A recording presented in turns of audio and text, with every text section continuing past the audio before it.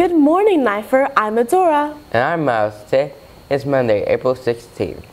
Let's start our week with the Pledge of Allegiance.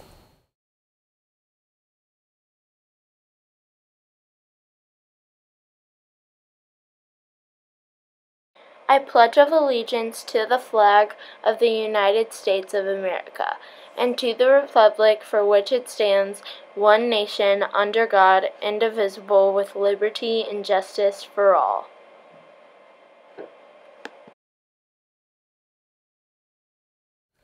Nifer's Art and Sustainability and STEM Energy classes worked together to create an entry for this year's Green Schools Quest. Last Wednesday night, Nifer was featured along with other participating schools at a St. Louis University High School event. Let's take a look at Nifer's project.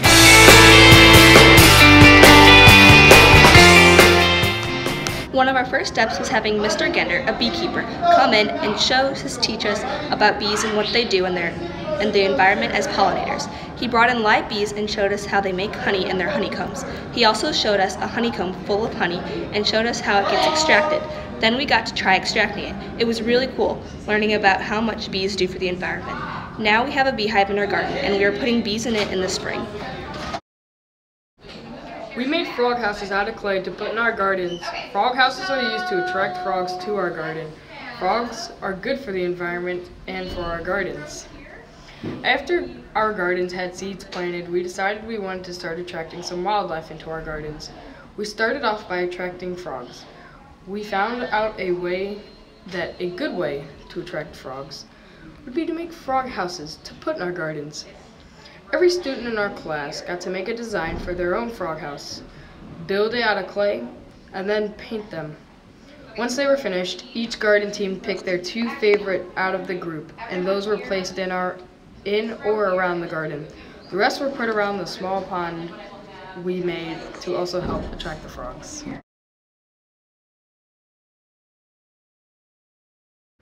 A tree was cut down, so we wanted to make something good out of it. We mulched the tree and we moved the mulch by the chicken coop in the gardens. The mulch helped our soils in our gardens a lot. Here are some photos of the mulch and the benefits of it. We made rose mallow seed packets to hand out, designing our own packets by drawing flower on the front, researching what they need to grow, and putting the directions on the packets. Once the packets were designed, they were printed, assembled, and filled. Students sorted seeds from rose mallow pods to get the seeds to put in the packets.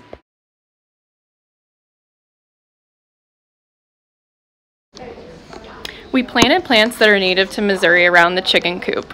We added mulch to help insulate them, and took out plants that weren't native. Miss Lake Cobb gave a presentation on why native plants are important for the health of both plants and animals. The plants were donated from local plant nurseries. We planted a variety of native plants that would last throughout the winter and attract local pollinators in the spring to aid in the garden.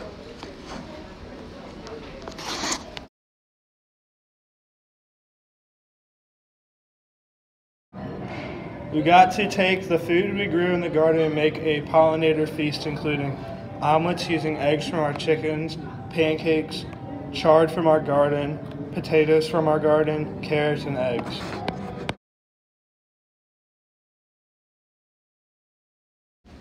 At Nifer, we have 5 chickens and get a lot of eggs. We have to let them out daily, feed them, and give them water. They occasionally get treats and Swiss chard. In the winter, we use a heater so their water doesn't freeze, and we have to clean out their nesting beds to replace the straw to keep them warm.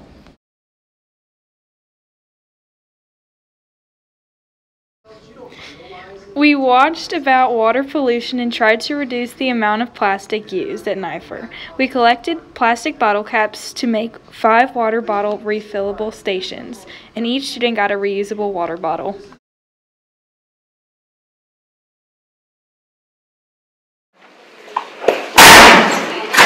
Oh, hello, Nifer. I didn't see you there.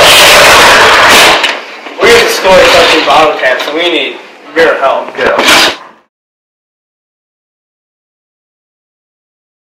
In our sustainability class, we created pieces of artwork to show that a world without pollinators might look like. We used different types of material to show before and afters of what damage would do, giving landscapes of what our world may look like, along with other ideas.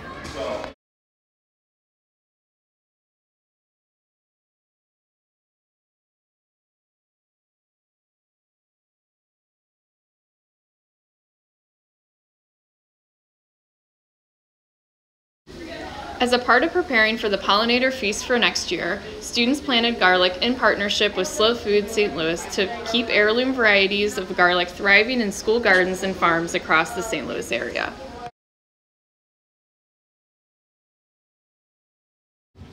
For the native species group, we started off with just 3 seed starting trays that contained soybeans, lupine, and columbine. The soybeans were the ones that prospered the most, with the lupine in second. We filled the other 2 seed starting trays with seeds such as purple coneflower, black-eyed Susans, butterfly weeds, sunflowers, coreopsis, daisies, and forget-me-nots. Once the soybeans were too developed for the seed starting trays, we transferred them into plastic cups. As of March 7, 2018, we made vertical hanging gardens out of 2-liter soda bottles. We will further track the progress made by the plants, tend to their needs, and research further in what we can do.